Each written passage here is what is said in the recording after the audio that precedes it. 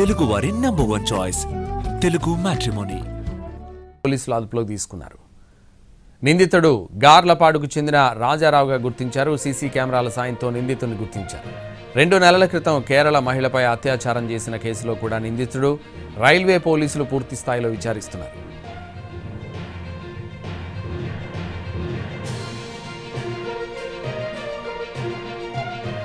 రెండు రోజుల క్రితం కదులుతున్న రైల్లోనే ఓ మహిళా ప్రయాణికురాలు అత్యాచారానికి గురైంది. బాధితురాలికి మాయమాటలు చెప్పి మహిళా బోగీలోకి దూరిన దుండగుడు ఆమె ఒక్కరే ఉండడంతో కత్తి చూపి బెదిరింపులకు పాల్పడ్డాడు. ఆపై దాడి చేసి అఘాయిత్యానికి ఒడిగట్టాడు. తేరుకునేలోపే ఆమె బ్యాగ్లో ఉన్న నగదు, మొబైల్ తీసుకుని రైలు దిగి పారిపోయాడు.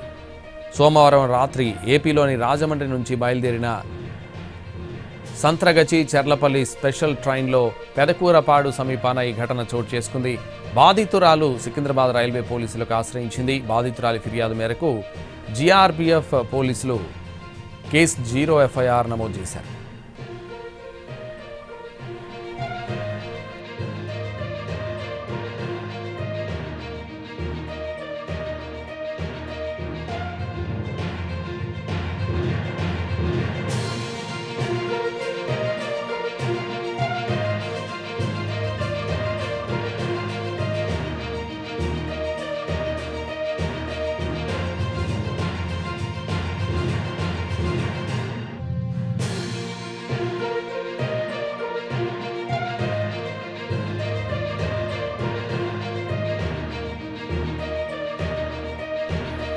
తూర్పుగోదావరి జిల్లా రాజమండ్రి అర్బన్ మండలానికి చెందిన మహిళ బతుకుదెరువు కోసం హైదరాబాద్కు వస్తోంది.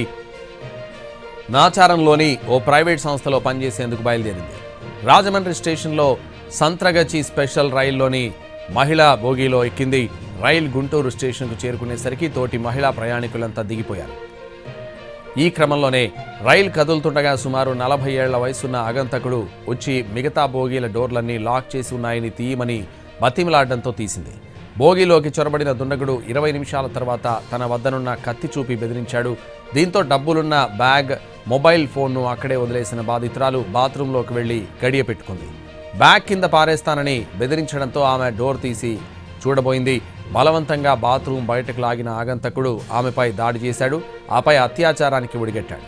పెదకూరపాడు స్టేషన్ సమీపంలో రైలు నెమ్మదించడంతో బ్యాగ్లో ఉన్న నగదు 5,600 రూపాయలు, ఫోన్ తీసుకుని కిందకు దూకి పారిపోయాడు. బాధితురాలు చెర్లపల్లిలో దిగి స్టేషన్ సిబ్బందికి జరిగిన విషయాన్ని వివరించింది. వారి సూచనతో సికింద్రాబాద్ రైల్వే పోలీసులను ఆశ్రయించింది. తర్వాత బాధితురాలిని వైద్య పరీక్షల కోసం గాంధీ ఆసుపత్రికి తరలించారు. ఘటన జరిగిన ప్రాంతం ఏపీలోని నడికుడి పోలీస్ స్టేషన్ పరిధిలోనిది కావడంతో కేసును అక్కడికి బదిలీ చేశారు.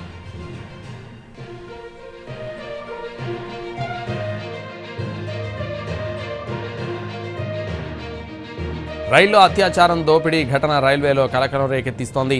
ప్రయాణికులకు రైల్వే శాఖ కల్పించే భద్రతపై విమర్శలు వెల్లువెత్తుతున్నాయి. గుంటూరు లాంటి ప్రధాన రైల్వే స్టేషన్లో భద్రతా వైఫల్యాన్ని స్పష్టం చేస్తోంది. నిబంధనల ప్రకారం మహిళల కోచ్ రైలు వెనక భాగంలో సిగ్నల్ ఇచ్చే గార్డ్ కోచ్కు ఆనుకునే ఉంటుంది. గుంటూరు స్టేషన్లో రైలు బయలుదేరే ముందు గార్డ్ సిగ్నల్ ఇస్తారు.